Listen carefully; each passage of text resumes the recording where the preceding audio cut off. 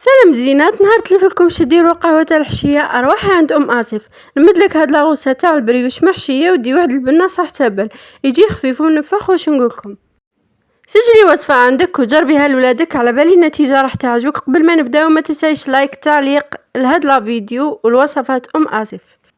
نبداو بلاغوسة تاعنا. في ريسيبيون نحط كاس تاع ماء، 2 حبات تاع بيض، ربع كاس تاع زبده ماشي زيت، لاغوسات ماشي كيما تاع موالف، نص كاس تاع سكر، 2 قواطع تاع ياغورت اي ذوق تحبوه ديروه، عندي غير شويه تاع ملح، 2 مغارف صغار تاع لافاني، وعندي مغرف كبيره ونص تاع خميره خاصه بالخبز.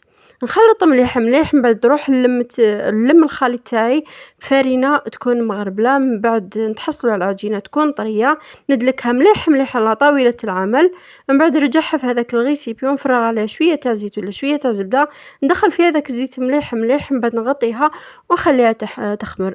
عفوا، بما انه رانا في السخانه هذه فاسيلمون راح تخمر لك. بعد ما خمرت لنا العجينه نروح نديغازوها، من بعد هنا باستعمال الزيت ولا الفرينه نروح نشكلوا كريات صغيره ونحطها في هذه الكيسات تاع المادلين، تقدروا تحطوها حتى في سنيوه كيما تحبوا ديروا.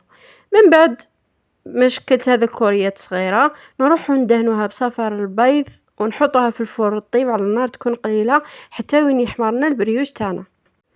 وبعد ما خرجتو من الفرن نفتحوه من الداخل ونحشوه بالشوكولا ماكسون والفوغاج تاع لي فريز.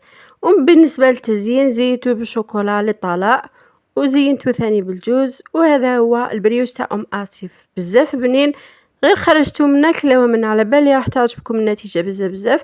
ما تنساوش لايك لهاد لا فيديو، ونضرب لكم موعد اخر ان شاء الله بوصفات جديده.